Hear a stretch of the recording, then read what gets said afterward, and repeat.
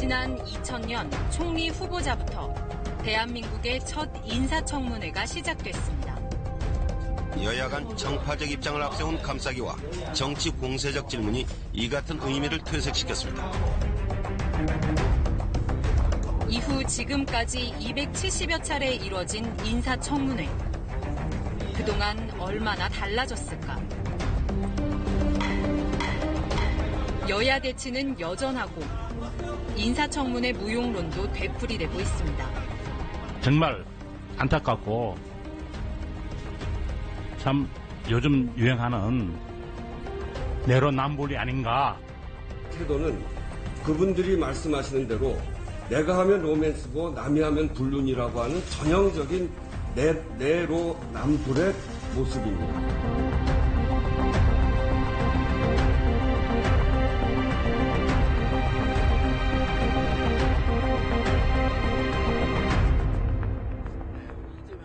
대선 당시 문재인 대통령이 밝힌 5대 인사 원칙입니다. 병력 멘탈, 위장 전이, 부동산 투기, 세금 탈루, 논문 표절 한두 개씩은 갖고 있어야 마치 장관 자격이 있는 것처럼 그렇게 되지 않았습니까? 이제 바꿔야 됩니다.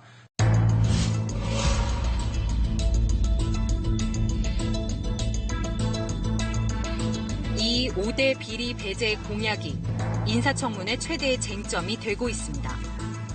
적어도 연구 박사 논문 과정에서 부적절했다는 겁니다. 이거에 대해서 나는 아무 입장 표시 못한다.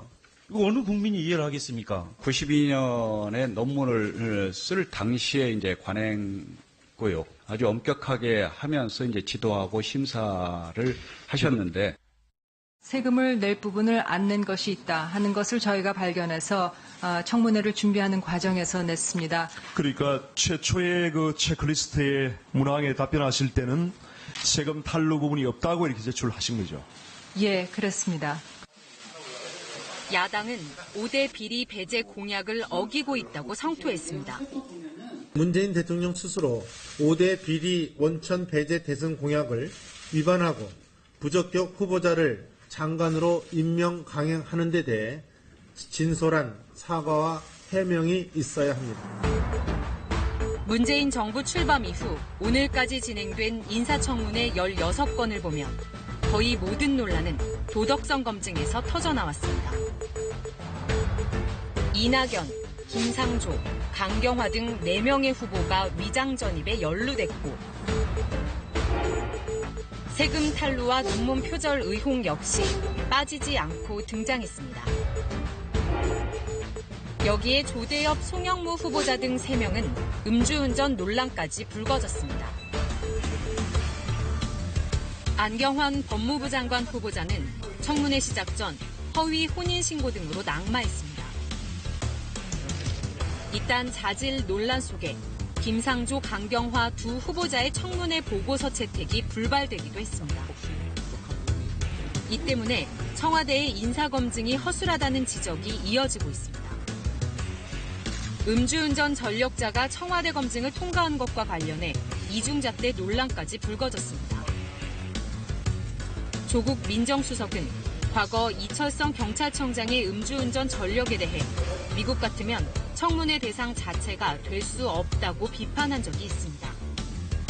청와대가 검증을 제대로 못하기 때문에 지금 많은 문제점들이 국회에 와서 드러나고 국회에서 야당은 공세를 취하고 여당은 방패막히 역할을 하다 보니까 이게 정쟁으로 비춰버리는. 청와대와 여당은 일부 기준은 현실에 맞게 완화하자고 맞섰습니다. 총리와 장관들 임명을 둘러싸고 얼마나 많은 꽤 괜찮다고 알려진 사람들이 희생을 당하고 우리 사회에서 매도되는 그런 현상을 많이 경험하지 않았습니까? 9년 만에 여야가 바뀐 가운데 열리고 있는 인사청문회. 야당 의원은 후보자의 흠을 찾아 맹공격하고 여당 의원은 후보자 감싸기에 안간힘입니다. 선배가 해군본부에 근무한다고 하니까 송영무 후보자께서 수소문을 해가지고 새벽 5시에 전화를 해가지고 제발 나와서 나 좀 도와달라. 유일하게 승리한 지휘관, 국방장관의 적임자가 아니다. 이렇게 이야기하는 것에 대해서 대단히 모멸감을 느낍니다. 특히 청문회 단골 메뉴인 위장 전입에 대해선 여야 처지가 바뀌면서 입장이 달라지고 있습니다. 박근혜 정부 당시 유일호, 유기준 후보자 등의 위장 전입 사실이 잇따라 드러났습니다. 당시 야당 민주당은 위장 전입의 비판의 목소리를 높인 반면 여당이던 새누리당은 문제 없다고 감쌌습니다. 똑같은 사안에 대해 검증 기준이 오락가락하고 있는 겁니다. 취재 파일 K는 지난 5월 24일과 25일 이틀 동안 진행된 이낙연 총리 인사청문회에서 오간 질의응답 654쌍의 내용을 분석했습니다. 전체 질문 중 209건, 30% 정도가 도덕성 관련 질문이었습니다. 위장 전입과 자녀의 병역 면제, 부인 그림 대작 의혹 등에 대해 묻고 또 묻는 질의가 계속 반복됐습니다. 야당이 이 후보는 도저히 안 되겠다라고 하면 거기에는 예를 들면 의원회의라든지 보좌관 회의를 통해서 이런 질문은 당신이 맞고 그렇게 질의 순서를 잡고 역할 분담을 할 수가 있고 그렇죠. 도덕성 검증 질문만 따로 추려서 보면 야당은 42%였지만 여당은 단 한 건도 나오지 않았습니다. 청와대가 또 주문 이런 식으로 좀 청문회 때 이야기를 좀 해주라. 그러면 이분이 장관 후보자가 어떤 문제가 있는데 질문을 해명하는 유도성 질문을 던지는 경우도 있죠. 지금도 제가 지금 민주당 의원들 만나보면 이분들에 대해서는 참 곤혹스럽다고 사석에선 이야기를 합니다. 위장 전입하신 적 있으세요? 없습니다. 논문 표절 문제 있습니까? 예, 없습니까? 의혹을 제기를 받았습니다. 논문 표절도 나왔고요. 후보자의 정책을 검증하는 데 집중하겠다는 공언은 이번에도 지켜지지 않는 분위기입니다. 말을 바꾸는 역량을 논하기 전에 도덕성에서 이미 빨간불이 들어오는 경우가 많으니까 실제로 보면은 이제 역량 평가를 할 시간도 없고. 이 와중에 의원 출신 후보자들은 무난히 인사청문회를 통과했습니다. 전관예우 아니냐는 시선 속에 의원들의 청문회 불패 신화는 계속 이어지게 됐습니다.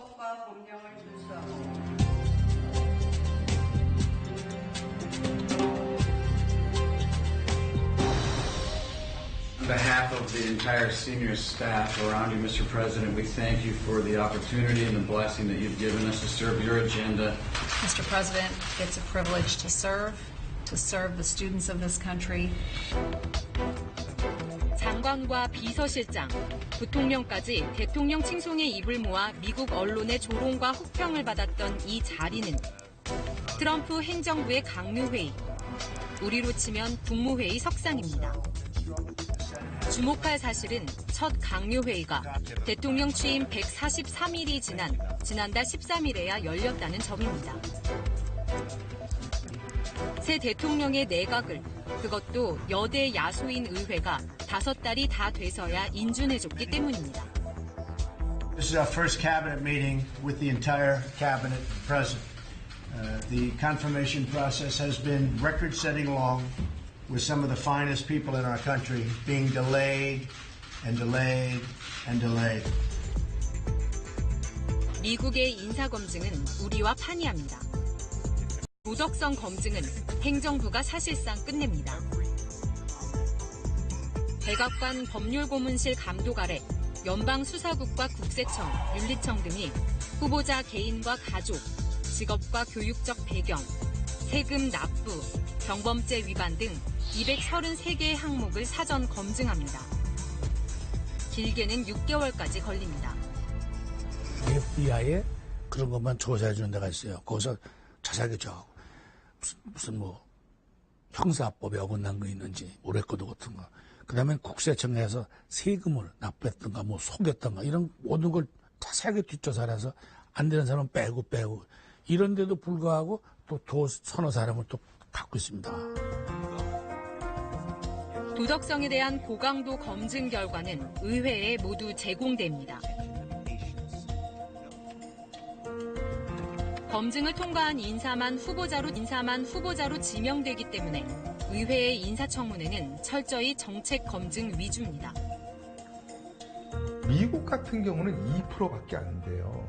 그 얘기가 뭘까요? 상원의 청문 검증을 받는 분들은 사실상 인사적인 도덕성 이런 거는 문제가 없는 분만 가고, 이분이 그 자리에 가게 되면은 어떠한 정책을 필 테니 그것이 우리 산업계나 나에게 미치는 영향은 무엇일 거다 위주로 생각하게 되는 것이고, 국내 정치권이 생각하는 해법도 미국 제도와 취지가 유사합니다. 도덕성과 정책 검증을 분리해 공개 청문회에서는 정책 역량을 따지는 데 집중하자는 겁니다. 고위공직자의 윤리 전반에 관계되는 것을 검증하는 기관이 있어야 되고, 그 다음에 청문회에서는 역량과 자질 위주로 정책 위주로 판단하고, 이 결과가 다 국민에게 제공이 되고 청와대에 제공되고, 이런 시스템적으로 움직이면요. 제도 개선이 공전하는 사이 인사청문회 무용론은 날로 커지고 있습니다. 총리와 대법원장 등 국회 동의가 필요한 17자리를 빼면 나머지 후보는 여야 모두의 공감을 얻지 못해도 대통령이 임명하면 그만이기 때문입니다. 노무현 정부는 당시 국회의 청문보고서 채택이 안 된 유시민 복지부 장관 등 3명의 임명을 강행했습니다. 이명박 정부 때는 최시중 방송통신위원장 등 17명이 보고서 채택 없이 임명됐습니다. 박근혜 정부는 야당은 물론 여당까지 반대한 윤진숙 해수부 장관 등 10명을 임명했습니다. 국회에서 이 사람은 부적절하다 하면은 그만이지, 그걸 다시 대통령이 번복할 수는 없는 겁니다. 그러니까 책임이 국회에 있는 거죠. 한테 그러더라고요. 하루 건드리면 돼요. 그러더라고요. 청문 대상되는 고위공직 후보자는 하루, 어떤 분은 이틀 실컷 고생하고 나는 공직 수행할 거야. 버티면 돼. 결론은 뭡니까? 시스템이 안 돼 있는 겁니다. 대통령의 인사권 남용을 견제하고 공직 적임자를 가리기 위한 인사청문회. 청와대의 허술한 인사검증과 입장에 따라 오락가락하는 정치권의 검증 기준이 더해지면서 제도의 취지가 무색해지고 있습니다.